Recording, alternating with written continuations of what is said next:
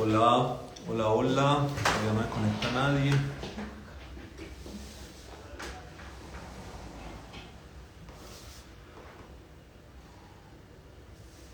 Hola a todos. Ya se conectó por aquí una personita. Qué bien, ya aquí va. Todas las personas están conectando. Hoy vamos a hablar de... Hola, buenos días para todos. Soy Mauricio Villa del In-House. Hoy vamos a hablar con Valeria Montiel, la agente migratoria, sobre las oportunidades que hay para obtener la visa de residencia permanente en Australia. Ella nos va a contar un poquito de qué se trata, cuáles son las visas que existen y más o menos cómo es el proceso. La voy a invitar para que nos ayude y nos cuente todo el tema. Le hagamos las preguntas.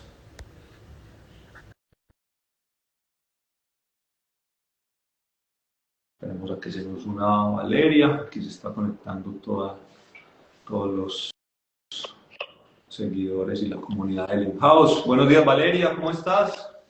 Hola Mauricio, bien, bien, buenos días, ¿cómo estás tú? Bien, gracias. Bueno, estamos aquí, le estaba contando a toda la comunidad pues, del In-House, a las personas que se van conectando, que vamos a hacer pues esta entrevista o este live contigo para que nos cuentes un poquito sobre las posibilidades de obtener la residencia permanente aquí en Australia, cómo funciona así en general todo el tema de la residencia permanente, qué tipos de visas hay y cómo las personas lo pueden obtener. Así que muchas gracias por atender pues, nuestra invitación a este live y ya Gracias aquí por están. invitarme. Entonces, Recuerdo. creo que es importante aclarar desde el principio que esto es una sesión meramente informativa y no constituye ningún tipo de consejo migratorio. Entonces, todo lo que conversemos dentro del live es solamente información general que no necesariamente aplica para los casos particulares. ¿Mm?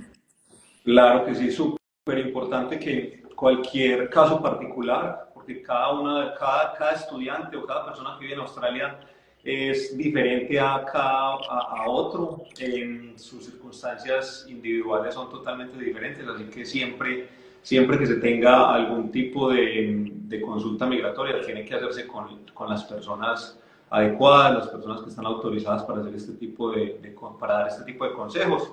Entonces, pues obviamente esto es totalmente información general, pero cada caso se debe consultar directamente con Valeria. Recordemos que Valeria es agente migratoria de la empresa Valiant Migration. Su teléfono, pues, o los teléfonos de contacto de Valeria son 0478 073 743 y el correo electrónico de Valeria es team@valiantmigration.com. De todas maneras, aquí nos pueden escribir a nuestras redes sociales, a nuestros números de contacto y nosotros pues les compartiremos la información de Valeria si alguien quiere tener pues una asesoría migratoria con él. Bueno, entonces voy a empezar con unas preguntitas. ¿Cuáles son las opciones de visa para que una persona pueda obtener la residencia permanente en Australia? Sabemos que aquí hay muchas visas en Australia, un montón de visas, pero, pero las personas no sabemos cuáles son las que llevan a residencia permanente. Entonces, a ver qué nos puede decir de eso. Listo. Residencia permanente es cualquier visa que no expira. Entonces, a veces mucha gente me pregunta, bueno, después de conseguir mi visa, ¿cuánto tiempo tengo que pasar para después aplicar a la residencia?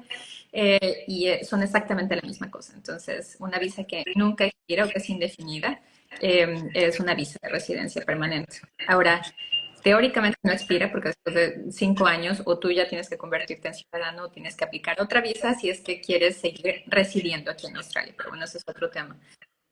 Con residencia permanente, nosotros podemos acceder ya sea por el sistema de visas familiares, por ejemplo, usualmente es para las parejas o para los hijos menores de edad o dependientes de locales, de australianos o residentes. En algunos casos es posible también hacer visas para los papás. En el caso de las visas de negocios e inversiones, que también es otra forma de buscar residencia, usualmente las inversiones son bastante cuantiosas y son un tema en sí mismo gigantesco. Entonces, en lo que nos vamos a enfocar es en el sistema de migración calificada. El sistema de migración calificada es el sistema que utiliza mi perfil profesional para poder darme o una visa temporal o una residencia permanente. Hay algunas personas que tienen perfiles muy fuertes internacionales en ciertos sectores que pueden buscar visas de talento, entonces ese también es otro tema. Con las visas de migración calificada, que es el sistema regular, tenemos visas por puntos y visas por empleo. Y todas son skill visas, porque todas utilizan mis skills, mi perfil profesional. Y la forma en que se dividen los perfiles es por ocupaciones, no por profesiones ni por carreras, ni por industrias, sino por ocupaciones. Ahora, la ocupación es la combinación entre mis estudios, mis qualifications, mis licencias, diplomas, grados universitarios, etcétera, tecnólogos, bueno, más la experiencia profesional que yo tengo. O sea, cómo es que utilizo mi conocimiento de lo que yo aprendí de manera práctica en un trabajo específico. Entonces, prácticamente lo que se describen son puestos de trabajo, descripciones de puesto. A veces suena igualito, entonces tal vez yo estudié ingeniería civil y yo trabajo con la descripción de ingeniería civil según lo que Australia considera que es un ingeniero civil. Y por consiguiente, mi ocupación, la forma en que Australia me va a clasificar, va a ser como ingeniero civil, pero tal vez yo estudié administración de empresas y yo tengo 5 años de experiencia manejando cuentas en una empresa de marketing y entonces mi ocupación es marketing specialist.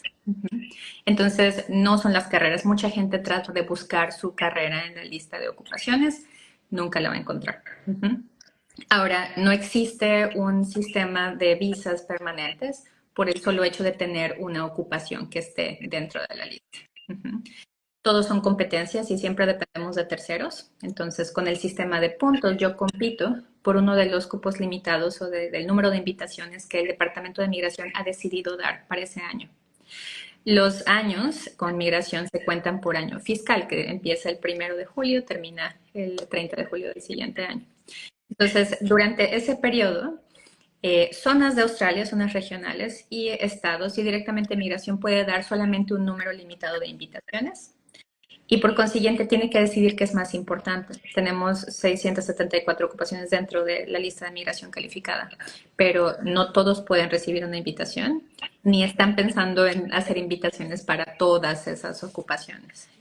La gran mayoría, de hecho, si puede cumplir con los requisitos para poder mandar su perfil a competir por una de estas invitaciones, termina no recibiendo una invitación. Entonces es extremadamente competido. Y por consiguiente uno tiene que informarse no solamente de si estoy o no estoy en la lista de migración calificada o si es que tengo una carrera que puedo utilizar para una de las ocupaciones, sino cómo puedo maximizar mi perfil, mi nivel de inglés, mi experiencia, mi nivel de estudios, el nivel de inglés de mi pareja, etcétera, para poder tener mejores chances de tener una invitación.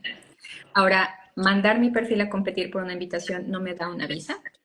Si yo estoy en Australia, yo tengo que buscar otra visa para quedarme aquí, mientras espero usualmente visas temporales, ya sea una visa de estudiante, una visa de trabajo, etcétera, pero todo debe incluir una estrategia. Entonces, en realidad no es un camino migratorio. Siempre digo que es como estar jugando ajedrez, porque cada cosa que uno hace puede llevarme más cerca o más lejos y jamás es garantizado. ¿Okay? Ahora, eso es por el sistema de puntos, por el sistema de empleo. Yo necesito que una empresa le diga al Departamento de Inmigración que necesita, pero eso no es suficiente. La empresa debe cumplir requisitos, la posición que me están ofreciendo, el puesto de trabajo con el que me quieren dar una visa, tiene que estar dentro de la lista de migración calificada. Y mi perfil, mi experiencia tiene que coincidir exactamente con lo que está clasificado como descripción de puesto ahí. Esto es para no darle prioridad a los extranjeros por sobre los australianos que se acaban de graduar. Entonces, si yo no tengo experiencia en una de estas ocupaciones, o si estoy haciendo 50% de marketing, por ejemplo, y 50% de ventas que no está dentro de la lista de migración calificada, si yo soy representante de ventas, entonces no va a ser posible tener esta invitación, a pesar de que mi empleador me lo esté ofreciendo. Hay un par de excepciones y las excepciones son cuando el Departamento de Migración establece acuerdos con industrias o con empresas específicas o con zonas de Australia muy remotas que no puedan utilizar el sistema regular porque necesitan muchas otras ocupaciones y es muy difícil poder encontrar a la gente. Entonces, esto se llama labor agreements y los labor agreements me brincan las reglas y a veces suben el límite de la edad o me bajan el nivel de inglés que necesito o agregan ocupaciones, por ejemplo, que no están en el sistema regular. Jamás voy a encontrar en la lista de ocupaciones mesero, por ejemplo. Yo sé que hay algunos lugares de Australia que tienen un contrato con migración, que si tengo mucha experiencia profesional comprobable como mesero, me pueden dar una visa de sponsorship, de patrocinio de trabajo, y después, 2 años, 3 años después, puedo aplicar a residencia permanente si la empresa quiere o puede. Entonces, siempre dependemos de un tercero, es imposible juntar papeles y aplicar el visa. O compito por puntos si tengo la suerte de que me invitan, o busco un empleo, la empresa puede cumplir requisitos, la posición y yo también, y entonces puedo buscar ya sea una visa temporal y después residencia o directa. O sea que así como un poquito en resumen es la posibilidad de tener una pareja, la posibilidad de tener las habilidades que son la skills, ¿cierto? Sería como un segundo grupo de visas de residencia permanente y el otro sería por medio de un patrocinio, un sponsor, que una empresa me contrate. Con, Eso es parte del sistema de migración calificado. O sea, Skill Visas también involucra sponsorship. Entonces, o es mi perfil profesional, ya sea que me invito a una zona de Australia o directamente a migración, o un empleo me dé un patrocinio y después residencia. Entonces, eso es migración calificada. Las visas de familia, que incluyen las visas de pareja, las visas de negocios e inversiones, que esas son extremadamente competidas también. Este año, de hecho, no hubo cupos para invitaciones para negocios e inversiones. No cualquiera que pueda poner un negocio puede obtener una visa. O cualquiera que compre una casa, por ejemplo, puede obtener una visa, porque mucha gente piensa que eso es lo que hay que hacer, pero no, me tienen que elegir también para poder aplicar una visa de negocios e inversiones. Y después están las visas de talento para las personas que tienen perfiles internacionales en o artes o deportes o algunos sectores urgentes aquí en Australia. claro que sí. Valeria, con respecto a las visas de puntos, pues los estudiantes siempre están como confusos con eso. ¿Cuál es la diferencia entre esas visas? Nosotros pues hemos visto que hay como diferentes numeritos, ¿cierto? Que la 189, la 190, pero realmente no sabemos eso qué es. Entonces, ¿cuál sería la diferencia y cuáles son las visas que se manejan por puntos o que una persona podría utilizar para aplicar a una residencia permanente por puntos? Las visas que existen son 189, 190 y 491. Esas tres son visas por puntos. 189 es una visa que ya es residencia, en donde el Departamento de Migración directamente me invita a poder aplicar. Se llama Skill Independent porque no depende de que yo esté trabajando con un empleador, no depende de dónde viva, depende de mi perfil en sí mismo. Solamente 212 ocupaciones pueden presentar su perfil a competir por 189, que son las ocupaciones que están clasificadas como mediano y largo plazo. Eso, en teoría, son las ocupaciones que vamos a necesitar a mediano y largo plazo en Australia, pero no siempre depende de la demanda, porque también esa es una pregunta muy común. ¿Cuáles son las carreras, o son carreras, son ocupaciones que están en demanda? Eso no significa que se refleje. Necesitamos a muchísima gente trabajando en aged care, cuidando abuelitos, y eso no está en el sistema de puntos, por ejemplo. Entonces es importante saber que si algo está en demanda, no significa directamente tener más opciones de visado. Entonces, con 189, las ocupaciones que están clasificadas como mediano y largo plazo pueden mandar el perfil a competir siempre y cuando cumplan todos los requisitos. Ahorita vamos a hablar de eso. 190 es una visa de nominación estatal. Ahí es cuando el estado en donde estoy viviendo o en donde quiero vivir, siempre y cuando cumpla también las reglas del estado, más las de migración, me invita ya a residencia permanente también. La 190, a diferencia de la 189, sí depende de dónde esté y me obliga a quedarme 2 años en el estado que me invitó. Ahora, la tercera, 491, no es residencia permanente. Yo sé muy fácil cuáles son residencia permanente porque el número empieza con 100, 189, 190, 186, etc. 491 es una visa temporal regional. Entonces, cuando alguien dice, estoy buscando una skill regional, no es residencia permanente. La visa dura 5 años, también es por competencia, entonces tengo que cumplir con todos los requisitos de Australia regional. Cuando la tengo que pasar 3 años trabajando de manera continua en la zona para poder ya aplicar residencia permanente. La residencia permanente que viene después de la visa regional es 191 y esta visa me obliga a quedarme 2 años más en Australia regional. Entonces es un camino mucho más largo. Con las tres, el sistema es muy similar porque primero tengo que cumplir con la evaluación de mi perfil, que se realiza no por parte del Departamento de Migración, sino por parte de la organización que regula mi ocupación, que se llama autoridad reguladora.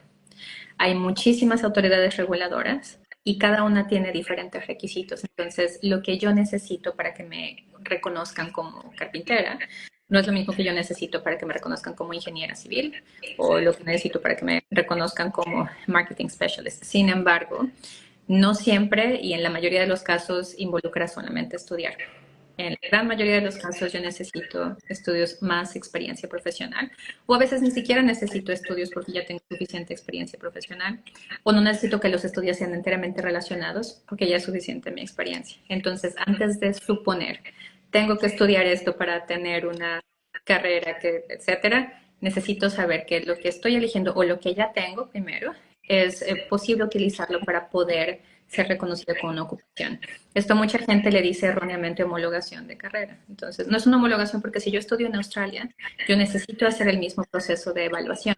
A veces el proceso es menos complejo si estudio aquí, pero no es eludible. Siempre lo necesito hacer. Entonces, primero me confirman cuál es mi ocupación por medio de la autoridad reguladora y después puedo pasar a presentar mi perfil a competir. Entonces, ya dijimos que eso no es una aplicación de visa.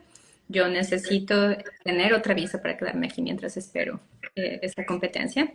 Esto no es una carta que se va y ya no regresa, sino que es un portal en el que yo actualizo mi información todo el tiempo. Si tengo más nivel de inglés, entonces eso lo puedo informar, tengo más puntos y por consiguiente tengo más chances de tener una invitación. Como es imposible que el departamento revise las hojas de vida de todo el mundo, me asigna puntos para cada característica que le importe, para mi nivel de inglés, mis años de experiencia, etcétera, etcétera. Si tengo mínimo 65 puntos, entonces puedo pasar a competir, estar en la lista de candidatos hasta 2 años, que es el tiempo que permanece mi perfil en el sistema si no lo estoy actualizando. Si no, desaparezco del sistema y tengo que entrar otra vez a competir.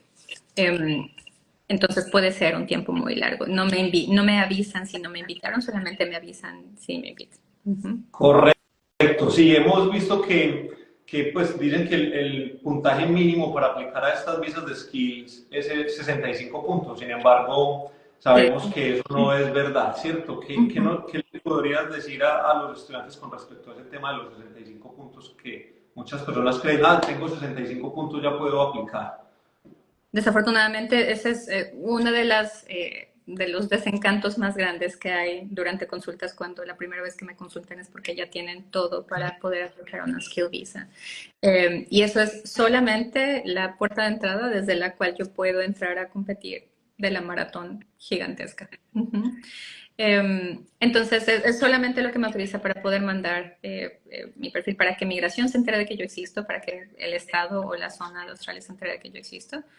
Pero después tengo que cumplir con el resto de los requisitos. Entonces, si hay una ronda de invitaciones, porque no hay invitaciones todo el tiempo, y hay un periodo del año en donde no hay invitaciones porque estamos esperando que Migración decida cuántas personas van a invitar.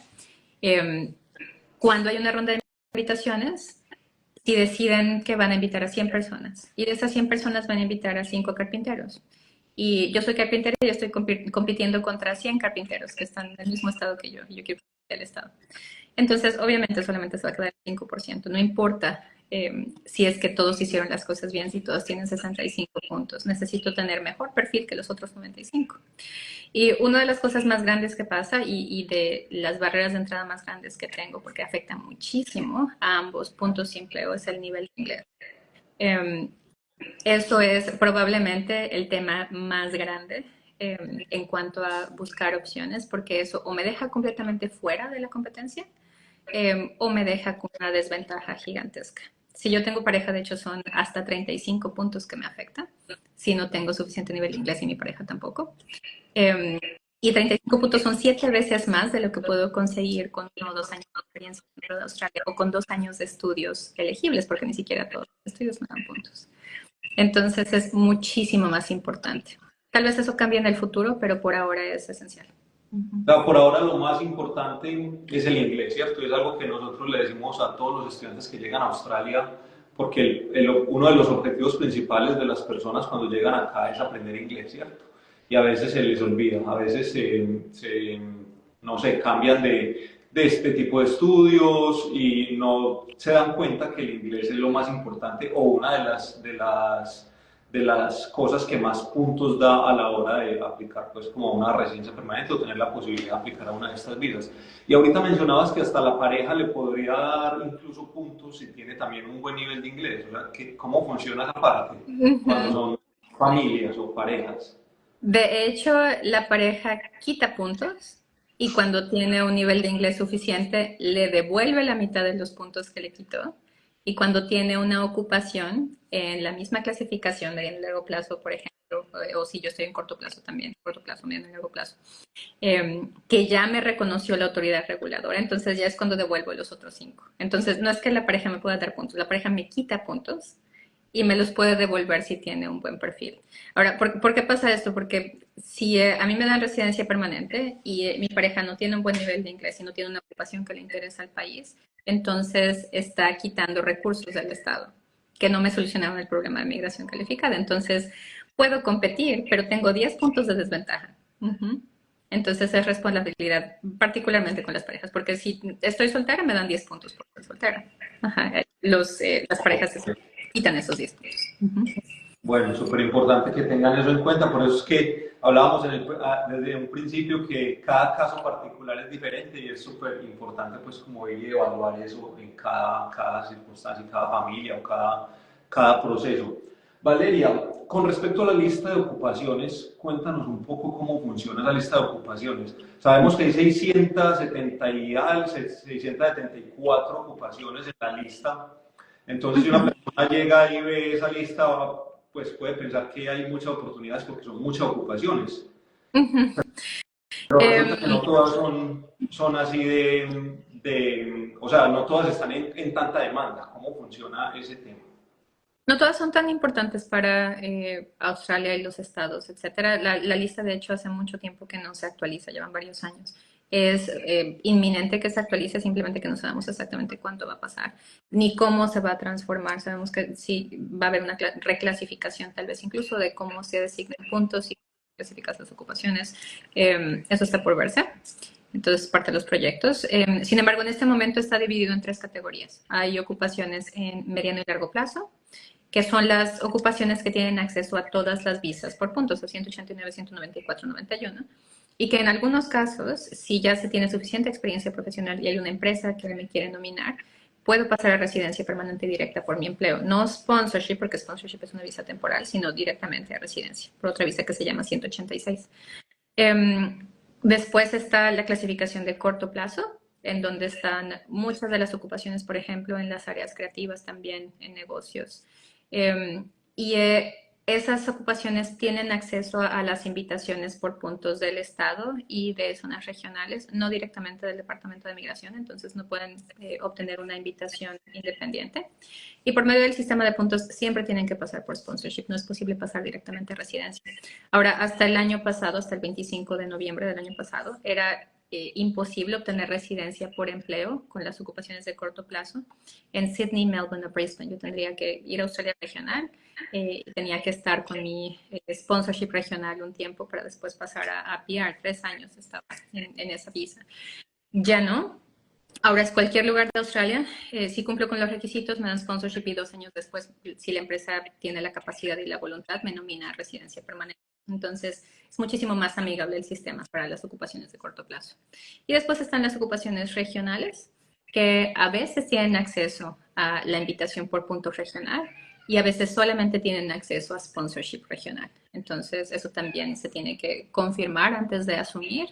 Necesito ver exactamente, primero si puedo cumplir con los requisitos de la autoridad reguladora para que me reconozcan la ocupación y después cuáles son las visas a las que tengo acceso una vez que estoy clasificado. Perfecto. Entonces, con respecto a eso, pues ahorita nos contabas de esas visas de residencia permanente que está pues las de Skills, que son las 189, 190 y 491, pero también nos hablabas de la de Sponsor. ¿Esas visas cuáles son las de Sponsor y cómo realmente funcionan? ¿Cuál es la visa?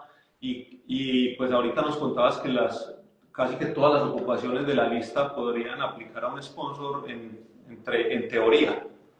Es de hecho posible para todas las ocupaciones aplicar a una visa de sponsorship. ¿Cuál subclase de visa de sponsorship? Depende de cómo está clasificada mi ocupación, pero o es 482 o es 494. Ahora, 482 es la visa de sponsorship regular, la 494 es la visa de sponsorship regional. Con 494 yo necesito más requisitos, es un nivel de inglés más alto, usualmente es Competent English, que esto es 6 por cada sección de mi examen de IELTS general o académico. Esto en PT son 50 puntos por sección, siempre es por sección, no el promedio final. Y son 3 años de experiencia calificada. Entonces, experiencia calificada no es cuando yo empiezo a ser aprendiz, sino ya cuando tengo los qualifications, ya sea los años de experiencia que me hacen falta, para ya no estar como auxiliar ni bajo supervisión, o los estudios que me hacen falta, dependiendo de lo que la autoridad reguladora haya determinado que necesito. De ahí ya puedo empezar a contar mi experiencia. Entonces, por ejemplo, si yo entro a trabajar a un restaurante de comida rápida y empiezo a tener más la confianza de mi empleador y entonces me convierto en coordinador y eventualmente yo me convierto en gerente de un restaurante de comida rápida. Eso solamente está clasificado en regional y lo que significa es que solamente puedo tener acceso a una 494. Entonces la 494 me exige todos estos años de experiencia. Me exige estar en Australia regional, entonces yo no podría tener acceso a mi sponsorship en Sydney, por ejemplo, o en Melbourne. Y tendría que pasar 6 años trabajando de manera calificada después de estudiar Hospitality Management, porque la visa de estudiante solamente permite trabajar medio tiempo, para que después un restaurante de comida rápida me pudiera dar sponsorship en Australia regional. Entonces puede ser bastante complejo. Antes de decidir comprometerme con un empleador por años, porque me están ofreciendo sponsorship, tengo que saber cuáles son las oportunidades reales, cuándo me voy a tardar, si la ocupación está clasificada como que sí me puede dar sponsorship. Entonces, con la 494, con la 482, también necesito una ocupación, pero ahí prácticamente todas las ocupaciones que están en el sistema regular pueden acceder. Son 3 variaciones de la 482. La que aplica para las ocupaciones de mediano y largo plazo, eso me da hasta 4 años de visa. La que aplica para las ocupaciones de corto plazo, que son 2 años de visa. Y hay otra cosa que se llaman Labor Agreements, que son precisamente los acuerdos que establece migración con las zonas o con las empresas o industrias que necesitan mucha gente. Entonces, esa es otra opción de 482. Y cumplo todos los requisitos y la empresa puede entrar en uno de estos programas. Qué bien, eso quiere decir que de esas 674 ocupaciones que hay en la lista, las 674 podrían obtener un sponsor, ¿cierto? O un patrocinio, en teoría. Siempre y cuando se cumplen todos los requisitos. Entonces, empezar desde cero podría incluso en algunos casos hacer que uno tarde una década en obtener residencia, si es que todo sale perfecto, porque siempre estamos dependiendo de la empresa y la empresa puede cerrar, la empresa se puede vender, pueden cambiar los directivos de la empresa y de repente los que llegan ya no les gustó mucho, por ejemplo, o ya no quieren hacer procesos. Entonces, en general, si yo ya tengo el perfil, y si yo ya tengo una empresa que puede nominarme a una visa, entonces esa es una excelente alternativa en la mayoría de los casos. Si yo no tengo el perfil todavía y quiero empezar desde cero, no es una buena estrategia. Es demasiado tiempo y demasiado riesgo. Claro que sí. O sea, súper importante siempre fijarnos en nuestra experiencia, todo lo que hemos hecho en nuestra vida profesional desde que nos graduamos de la universidad, porque al final es lo que Australia estaba buscando, ¿cierto? La experiencia de las personas y no empezar una carrera pues nueva aquí, porque empezar una carrera, como dice Valeria, pues podría tardar muchísimos años. Valeria, nosotros, muchos estudiantes me dicen, ay, es que mi jefe me quiere patrocinar. ¿Cómo funciona eso? ¿Es así de fácil? ¿Es que el jefe simplemente te diga, ah, yo te quiero patrocinar? ¿Cómo desde tu experiencia y desde los servicios que presta Valiant, podrían asesorar a una persona que está con la disposición de sponsoriar a alguien? Hay 3 escenarios ahí cuando hay una empresa que ofrece sponsorship. Entonces, número 1, puede ser que se cumplan los 3 sets de requisitos, los de la empresa, los de la posición y los de la persona que va a aplicar. Y entonces, maravilloso. Ahí confirmamos que todos los requisitos se cumplan y podemos proceder a hacer una aplicación de visa. Usualmente, si tenemos todo para aplicar, duramos 5 semanas más o menos, entre 5 y 6, en poder organizar todo y hacer una aplicación. Escenario número 2, se necesitan todavía más cosas a largo plazo, ya sea que la persona necesite más nivel de inglés, más tiempo de experiencia, etcétera, pero que la empresa cumpla con requisitos. Ahí usualmente determinamos cuál es la mejor forma de quedarse mientras se agrega el tiempo de la experiencia. Y después se puede hacer una aplicación de visa. Escenario número 3 es cuando la empresa pensó que podía o dijo que podía y no puede. Desafortunadamente, este escenario es muchísimo más frecuente que los otros dos. En la mayoría de los casos, cuando la empresa simplemente ofrece sponsorship y nunca lo ha hecho, o no sabe que se tienen que cumplir todos estos requisitos, y eso hace que estén ofreciendo visa cuando ellos no pueden, o cuando la posición no está clasificada como una posibilidad, o cuando la persona simplemente no tiene el perfil. Hay una derivación de este escenario que es, sí saben que no pueden, pero de todos modos le están ofreciendo, porque esa es la forma más fácil de retener al personal. Eso es muy desafortunado, pero es bastante común. Entonces, es extremadamente importante, otra vez, desde el momento en el que haya una empresa que ofrezca sponsorship, mi jefe me quiere. Primero, si yo tengo el perfil, no es una ayuda que me da la empresa. Yo estoy ayudando a la empresa porque a la empresa le falta personal calificado, entonces no es ninguna caridad. Y si solamente me quiere ayudar porque quiere poner en papel algo que no es, por ejemplo, entonces es completamente ilegal, imposible tocar ese proceso. Lo que más pasa es que la empresa dice que sí y no puede, no sabe o no quiere decirle al empleador que no puede. Sí, Más ahorita, deben tener mucho cuidado. claro que sí, porque a veces hay voluntad, ¿cierto? Y es cuando a las personas les ofrecen esa posibilidad, pero bueno, sin saber y sin tener en cuenta si se puede o no se puede. Y otras es, como dice Valeria, que de pronto ya sepan que no se puede y simplemente lo hacen para retener a un empleado. Bueno, Valeria, me gustaría devolverme un poquito al tema de las visas de skills y que nos contaras un poco del Skills Assessment. ¿Qué es eso? ¿De qué se trata? Porque ahorita nos decías, no es homologar la carrera, es tener el reconocimiento de tu experiencia en cierta ocupación dentro de Australia. A eso le llaman el Skills Assessment en inglés, pero pues muchas personas no saben de qué se trata el Skills Assessment y cómo funciona y qué es. El Skills Assessment es el proceso por el cual evalúan las diferentes características de mi perfil para que la autoridad reguladora, quien está vigilando que los ingenieros tengan las características para ejercer como ingenieros bajo estándares australianos, por ejemplo, que ellos puedan hacer las funciones. Entonces, lo que hace la evaluación, que no es un examen en la mayoría de los casos, en algunos sí, pero no es un examen, sino es una evaluación de mis documentos, me clasifica con un número de 6 dígitos, que es la ocupación.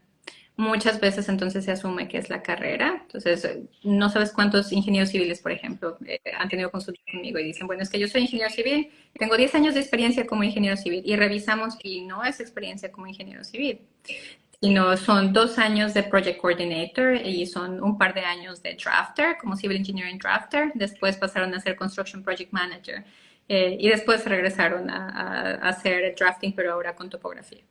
Entonces, bueno, estas son completamente diferentes ocupaciones y entonces necesitamos determinar cuál es la que es más adecuada.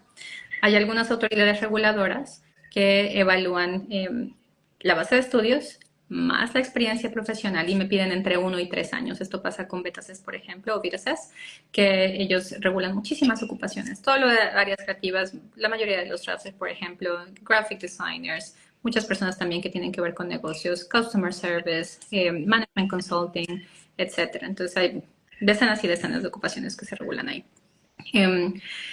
Con Ingenieros Australia, por ejemplo, ellos no les interesa tanto que tengas experiencia siempre y cuando el bulk de tus estudios, ya sea en Australia o fuera de Australia, coincida con lo que ellos consideran que es combinación entre conocimiento teórico y práctico. Entonces, si yo no estudié aquí, es un proceso un poco más complejo porque necesito proveer en la mayoría de los casos, un Competency Demonstration Report. Esos son ensayos o episodios, ya sea de mis proyectos universitarios o de mi experiencia en donde yo desarrollé los proyectos de ingeniería. ellos les importa muchísimo el nivel de inglés. Con Virases, por ejemplo, ellos no miden nivel de inglés, Ingenieros Australia sí. Yo necesito 6 por cada sección de IELTS o el equivalente en PT, 50 por sección. Ellos no aceptan Cambridge, Migración no acepta TOEFL, entonces nos quedamos con IELTS o PT. Hay otras autoridades reguladoras que piden 3 años de experiencia. ¿Okay? El Institute of Managers and Leaders, si yo soy Business Development Manager o Sales and Marketing Manager, ellos quieren que yo tenga 3 años de experiencia en donde yo fui manager de por lo menos 3 managers que eran managers. Entonces son como 3 niveles en el organigrama que yo necesito cumplir. Si yo fui Sales and Marketing Manager en una empresa muy pequeñita, entonces no podría obtener una aprobación del Institute of Managers and Leaders National. Si yo quiero que me reconozcan un oficio, a veces ni siquiera tengo que estudiar. Si yo ya tengo 3 años de experiencia, tiempo completo, como carpenter, o 6 años medio tiempo, por ejemplo, eso es suficiente si es que tengo la oportunidad de trabajar tiempo completo, porque me tienen que evaluar en el trabajo para poder tener el Skills Assessment. Entonces hay muchísimas autoridades reguladoras. Necesito saber, no por mi carrera, sino por mi ocupación, cuál es la que me toca a mí primero, para poder saber en qué me tengo que estar enfocando. Perfecto, o sea que cada ocupación tiene una entidad regulatoria, ¿cierto? No es que una ocupación pueda tener varias entidades regulatorias, sino... Hay algunos casos en donde es posible. Civil Engineering Drafter, por ejemplo, tiene 2 entidades regulatorias, Ingenieros Australia y BETACES. A los accountants, por ejemplo, contadores, ya sea Accountant General, Management Accountant, Taxation Accountant, a ellos los regulan 3 diferentes autoridades, incluyendo CPAA, IPA, AN y SED. Entonces, depende mucho de la ocupación. Perfecto. Entonces, ese proceso de evaluación del Skills Assessment se hace contigo también. Tú también puedes asesorar a los estudiantes en eso. Porque, a ver, se tiene la creencia que es lo más importante para aplicar una visa de estas de skills y lo primero que debería hacer una persona. ¿O cuál sería el paso que tú recomendarías hacer primero cuando alguien llega a Australia y dice, yo podría hacer una visa de skills? Entonces, ¿lo primero que tengo que hacer es el Skills Assessment o cuál sería el primer paso que una persona debería de hacer? En la gran medida de lo posible, recomendaría que no fuera cuando alguien llegara a Australia, sino cuando apenas está pensando en venir a Australia, porque la forma en que va a invertir sus recursos también va a estar determinada por la estrategia que se va a establecer. Si es que fue imposible, entonces tan rápido y como se pueda. No importa si todavía me faltan cosas, no importa si todavía estoy ahorrando, no importa, necesitan saber cómo es que tienen que dirigir todo el esfuerzo, tiempo, dinero. ¿Okay? Ahora, a veces el Skills Assessment no es recomendable todavía. ¿Por qué? Porque tiene una fecha de vencimiento. Entonces, si es que yo no tengo suficiente nivel de inglés como para poder entrar a competir por una invitación por puntos, entonces no tiene caso estar gastando dinero en un Skills Assessment, a menos, por ejemplo, que esté pasando el tiempo y ya vaya a perder la posibilidad de hacerlo, porque también mi experiencia profesional tiene una vigencia que es diferente para cada autoridad reguladora. A veces son 10 años, a veces 5, tengo que revisar eso también. Entonces, paso número 1, antes de estar gastando recursos, necesito informarme acerca de qué es lo que voy a hacer en cuanto a todo el proyecto, ¿ok? Y dependiendo de las ramificaciones decidimos, usualmente lo primero que se tiene que hacer es maximizar el nivel de inglés. Mientras se está subiendo el nivel de inglés y cuando ya llega a un nivel razonable, entonces ya podemos evaluar el momento de hacer un Skills Assessment. Si es que vamos a buscar visas por puntos, a veces no es necesario. La mayoría de las ocupaciones no necesitan un Skills Assessment para poder obtener una visa de trabajo. Mucha gente piensa que necesita hacer un Skills Assessment para buscar empleo en su ocupación y esto en la gran mayoría no es cierto. Ahora, hay algunas ocupaciones que sí no lo necesitan, que necesitan un registro para poder trabajar, como los fisioterapeutas o los dentistas, o los psicólogos, los médicos, pero la mayoría de las personas no requieren esto. Entonces, si yo tengo suficiente experiencia profesional, si estoy trabajando en mi ocupación, si tengo una empresa que me quiere nominar, entonces el Skills Assessment está de más. Yo mejor aplico sponsorship y 2 años después aplico a PR. Ahora, si quiero además mandar mi perfil a competir para no tener todos los huevos en la misma canasta, por ejemplo, y no tener más sponsorship, tiene mucho sentido si tengo chances razonables de poder tener una invitación. Claro que sí, por eso es tan importante una estrategia, ¿cierto? Siempre tener una estrategia y por eso pues siempre buscar una asesoría para no invertir recursos y tiempo en algo que de pronto no es necesario todavía o que a lo mejor no vaya a ser ni siquiera necesario en el proceso. Pero lo que sí sabemos es que inglés es fundamental, pues obviamente es un país de habla inglesa. ¿Cuáles son los requisitos de inglés, Valeria, si utilizáramos como ejemplo el IELTS, ¿cierto? Que es el examen más común y que casi todos conocemos. Em, es importante aclarar que en cuanto a requisitos no es lo mismo que cuánto voy a necesitar para que yo pueda eventualmente aplicar a una visa, porque tengo el requisito mínimo para poder entrar a competir, que es 6 por cada sección de IELTS. No importa si es general o académico, y esos son 50 puntos en PT. Sin embargo, eso me da 0 puntos en competencia, entonces me deja competir, pero me deja con 20 puntos de desventaja. Entonces yo necesito subir otra banda para que yo pueda llegar a 7 por cada sección de IELTS, esos 65 PT, para que me den puntos. Ahora voy a tener la mitad de los puntos que una persona que tiene mejor inglés que yo. Porque si subo otra banda, que eso es 8 por cada sección, eso es 79 puntos por cada sección de PT o 200 en Cambridge, eso me da 20 puntos. Entonces, la cantidad de puntos es gigantesca. O sea, el brinco entre mejorar mi nivel de inglés y cualquier otra cosa que yo hago para buscar puntos no tiene comparación. Ahora, no solamente voy a utilizar el nivel de inglés para poder mejorar mis puntos, porque si estoy buscando visas por empleo, ahí, si bien no estoy compitiendo contra toda la gente que está tratando de obtener una visa en la misma zona que yo, necesito obtener el trabajo. Entonces, yo no llego a la entrevista de trabajo enseñando mi resultado de mi IELTS. Yo necesito tener una excelente entrevista de trabajo y tengo que poder desempeñarme en cualquier posición que me estén ofreciendo.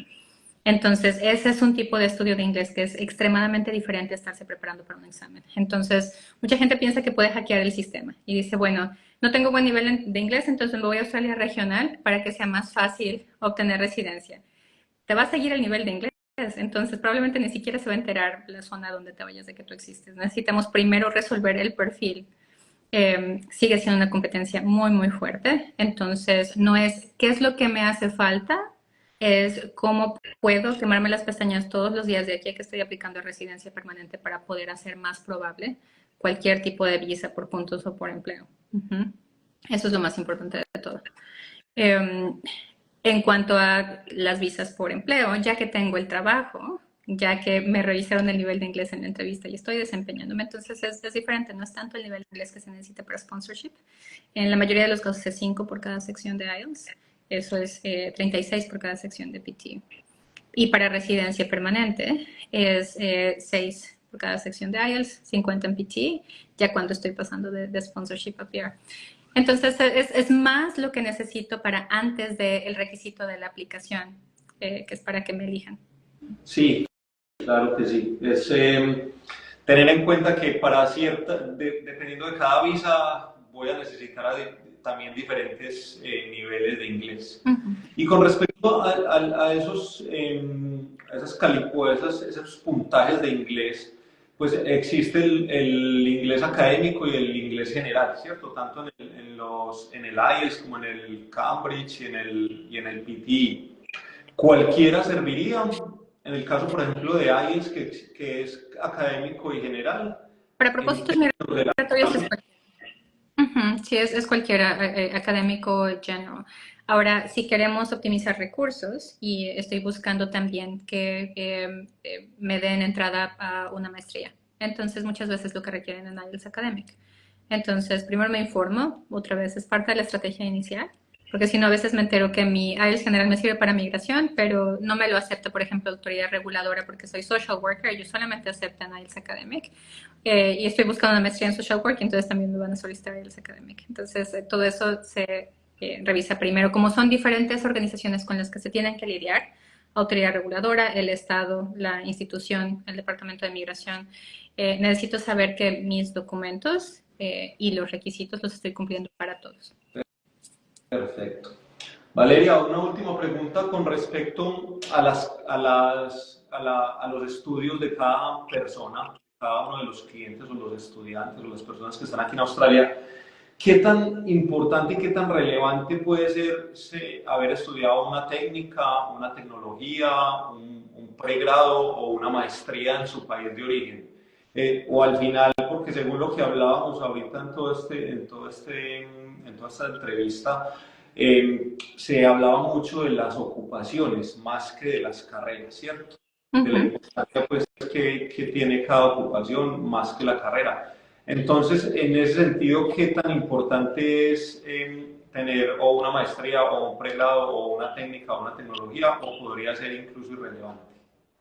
Es completamente dependiente de muchos factores, pero en general a mí me da puntos mi nivel de estudios, independientemente si esos estudios los voy a utilizar para la evaluación de mi ocupación o no. Entonces, no importa si yo voy a usar carpintería y yo tengo un profesional en administración de empresas, eso me va a dar 15 puntos, el bachelor's degree, porque ese es solamente mi nivel de escolaridad. Después, si voy a utilizar mis estudios para propósitos de la evaluación de mi perfil, eso me puede ayudar mucho porque ya no necesito tantos años de experiencia, si es que es un oficio, por ejemplo. A veces me reduce el tiempo que necesito para poder ya tener experiencia calificada y a veces es absolutamente imposible que yo tenga cualquier oportunidad migratoria si no tengo la base de los estudios. Depende mucho de la ocupación. Entonces, primero necesito saber qué es lo que me pide la clasificación de mi ocupación. Si es una combinación de estudios, más experiencia gerencial, más nivel de inglés, más un registro para poder trabajar aquí, etcétera. Entonces, primero me entero y después determino qué es lo que voy a hacer con eso. Pero por regla general, y eso obviamente hay excepciones, pero por regla general uno tiene que tratar de evitar empezar desde cero con una ocupación nueva. ¿Okay? Es muchísimo mejor evaluar lo que yo ya tomé años en construir, incluyendo lo que yo hice fuera de Australia, de estudios y experiencia, saber cómo eso me puede dar pasos adelantados. Si es imposible, entonces, bueno, ya tendría que empezar a regresar el tiempo como si me hubiera graduado del colegio y voy a tener que estar en la sopa de personas que no tienen ventaja competitiva. Entonces ahí necesito una muy buena estrategia para que funcione, pero en la gran mayoría de los casos es absolutamente recomendable no reinventarse, no empezar desde cero. ¿Okay? Ya que decidamos que va a valer la pena hacer más estudios, es otra cosa. A veces los necesitamos para poder tener una visa de graduado, por ejemplo. Comprarnos el tiempo de trabajar sin limitaciones, que eso me aumenta los chances de poder tener trabajo calificado y por consiguiente que me den una visa por puntos o por empleo. A veces es por cuestión de subir mi nivel de inglés, y entonces es muy estratégico hacer una maestría porque es la forma en que me voy a estar obligando a subir el nivel de inglés y además obviamente se da muy bien en la hoja de vida.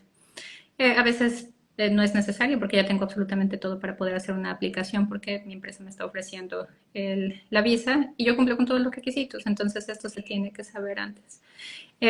Si yo estoy a punto de terminar estudios, que he visto este caso muchísimo, y digo, bueno, me voy a ir a Australia para poder subir mi nivel de inglés y después me devuelvo a terminar el bachelor's, el profesional, terminen ese bachelor's. No importa lo que están haciendo aquí, no importa si el jefe ya les ofreció algo, no importa si van a cambiar completamente de ocupación, prohibido dejar sin terminar estudios. No importa si son fuera de Australia o dentro de Australia, eso es horrible para el perfil profesional y también nos deja muchas veces sin puntos suficientes. Y a veces son cosas que tomaron unos meses, por ejemplo. Conozco personas que se quedaron sin puntos aquí en Australia y sin visa de graduado también porque les faltaron 2 materias, porque no entregaron un assessment. No lo hagan. Terminen sus estudios, por favor. Precisamente esa era una de las últimas preguntas que te quería hacer, era cuál sería el mejor consejo que tú le podrías dar a una persona que quiere tener la residencia permanente sin conocer su perfil ni sus condiciones, porque pues esa es una de las preguntas que siempre tenemos. Yo me quiero quedar en Australia. ¿Cuál sería ese consejo que tú desde tu experiencia le podrías dar a esos estudiantes o a esas personas pues, que quieran quedarse aquí con una residencia permanente en algún momento? Número 1, tienen que informarse y tomar decisiones informadas, no por redes sociales, no por lo que hizo mi amigo, no por lo que me está ofreciendo mi jefe. Necesita tener información fidedigna, actualizada. Las cosas que parecen marketing, por ejemplo, las cosas que parece que me están ofreciendo, me están vendiendo algo, no crean. Primero necesitan saber cuáles son las opciones realistas. Y muchas veces me preguntan a qué visa vamos a aplicar o qué visa vamos a elegir.